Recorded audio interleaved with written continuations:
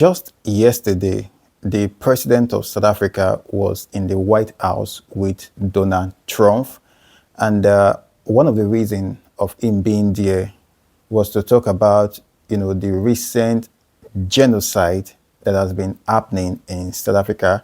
There's been a major genocide in South Africa against white-skinned South Africans. And this is something that a lot of big medias like CNN denies that it ever happened or it's currently happening. And even the president of South Africa, President Ramaphosa, denied that such is happening. And, it's a very interesting discussion. They sat together for 1 hour, and then there is a takeoff from the discussion that went viral, and it's the fact that President Trump actually exposed the lies and the cover up of the genocide. Why does this interest us today? This is why it actually interests me to bring it to you, because when the president of South Africa came, confronted Donald Trump and his cabinet,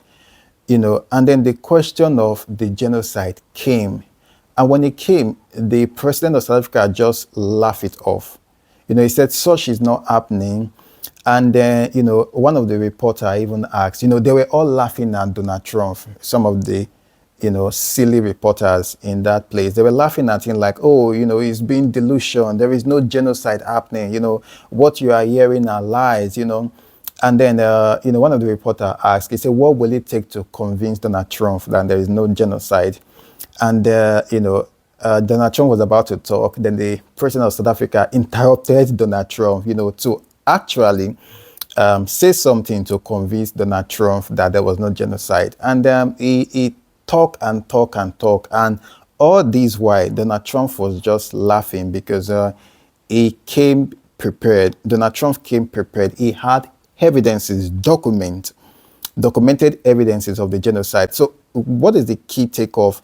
So on one hand, there is this South African president who, the only evidence he came with was just his word of mouth.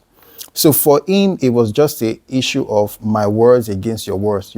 I say there is genocide, you say there's no genocide, then I say, oh, I'm living in South Africa, there's genocide, and that somehow makes my testimony better. That was his grand plan, and it's been working. He's been getting away with it all this while because he lives in his comfort zone in his country. But for the very first time, in his life, and I'm sure it's the very first time in his life such as happening.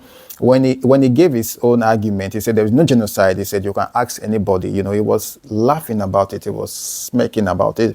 And Trump says, no problem. Trump said he just gave order to one of his staff. He said, put on the TV. They had a whole evidence, made in the form of video, and they brought a series of evidence. Everyone in the room was watching it, and then the president of South Africa just sat there, so humbled. When Donald Trump absolutely ambushed him about the dire situation for whites in South Africa.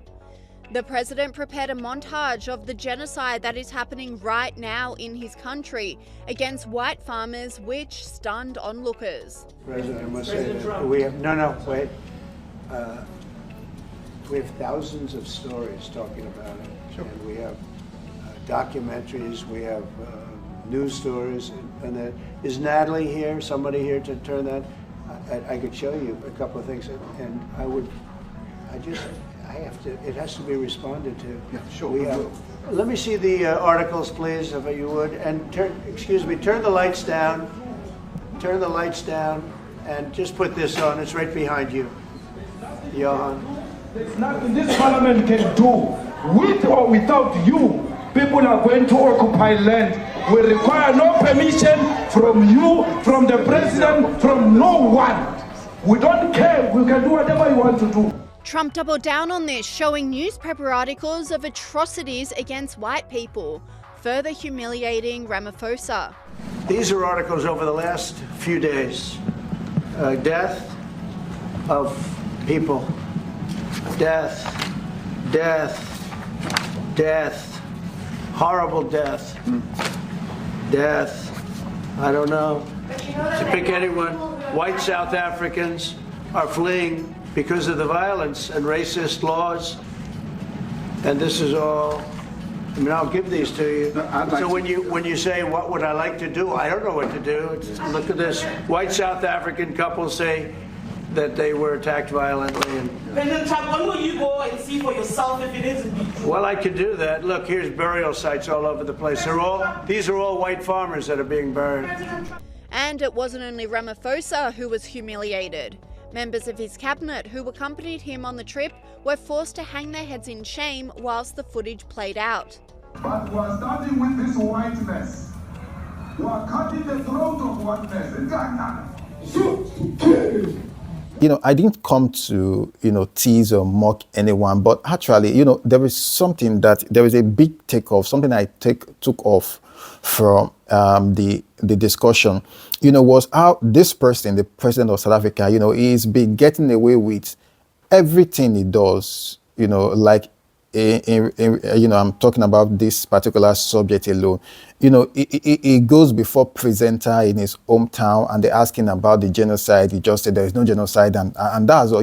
He has never, been held, into accountability by someone who is more powerful than him. Seeing that, it just actually, it reminded me about judgment and how judgment would be. If this president, the president of South Africa, could, be humbled and subject, to the pressure in the White House, then what about when, we all stand before God? This is important because a lot of people are like that president, of South Africa. You don't have any idea how it will be until you get there. I'm taking this discussion a little bit religious now. I want to, just an example. I want to make a reference to people that openly mock God, openly. Some people think, when you get there, some people, in the case similar to the president of South Africa, those evidences, he had them all along. He knew about the existence of those evidences, but, he just think you could shrug it off because nobody could hold you accountable. And it's the same thing with most people in the earth.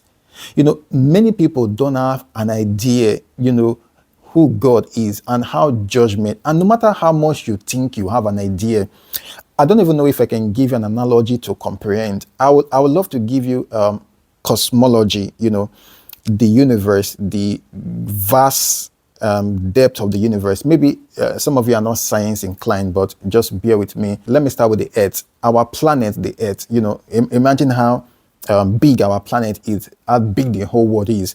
What is that whole world when you compare it with the sun? The world is very tiny. The sun is, can you try to picture flame of energies and fire? These are flares of, nuclear fission reaction happening every moment in the sun. A million Earths, a million of our planet can fit into the sun. So can you imagine standing in the top of the world? Let's use a little bit a lesser analogy. Imagine standing in front of a mountain. Imagine never been to a mountain before, or the vastness of the ocean and looking at how great it is. Yes. So now it's not imaginable, but try to fathom the vastness of the sun. 1 million Earths can fit into the sun. That shows you how big. And guess what?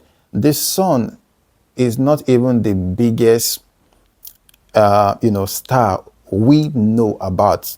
One of the biggest star we know about, I don't recall the name, but 10 billion sun can fit into that star. Let's not talk about the scaling. My point is, when you think about judgment, you are standing before a God who has all of these in his palm. This is accountability that supersedes all accountability. Every man, both great people of the past, Alexander the Great, the ones we consider the bad ones anyway, out of Hitler, Joseph Stalin, with the ones you consider the good ones, Nelson Mandela, Mother Teresa. Oh boy, everybody is going to stand before that great throne, before that great God, and give accountability. So before I conclude, I just want to read something from the Bible. Revelation chapter 20, verse 12 to 13. I read, "And I saw the dead, great and small, standing before the throne, and books were opened. Then another book was opened, which is the book of life. And the dead were judged by what was written in the books, according to what they had done. And the sea gave up the dead who were in it. Death and Hades gave up the dead who were in them, and they were judged, each one of them, according to what they had done." This is, the Bible is talking about the great judgment prophetically. So why did I say this? I say this to you because many of you know the truth. Many of you are aware of the truth of salvation. I'm saying this from experience. I've spoken to atheists, agnostics, Muslims who know an element of the truth, but they don't accept it.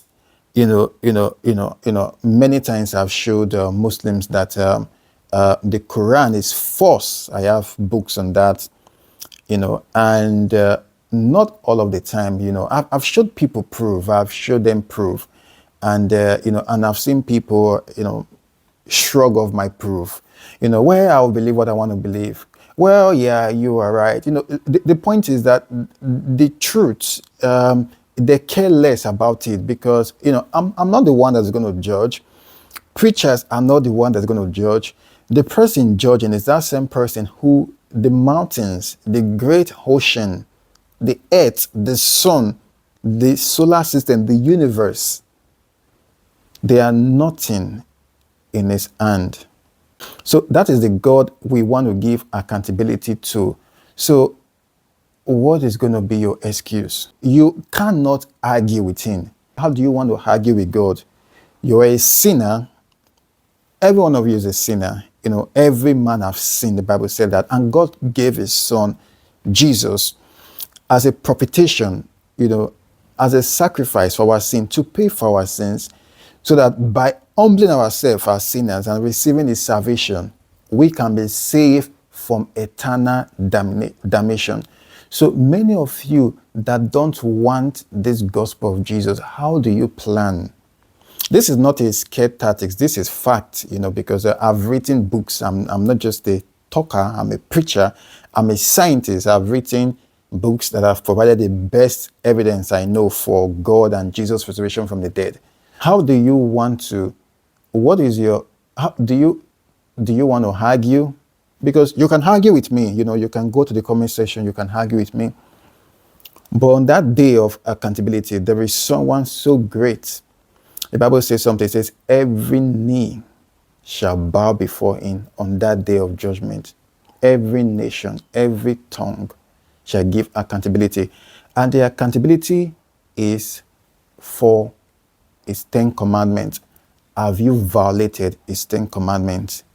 And if you violated his commandments, you are guilty of sin. And the consequences is eternal damnation. But God is rich in mercy and has given us his son, Jesus Christ, to save us from sin. Anyway, I've taken so much time. I will round up now. In case you don't know, we have a Patreon and a paper account now. When I say we, me, so you can support so that we can be able to produce more videos like this for the whole world to see. Thank you so much.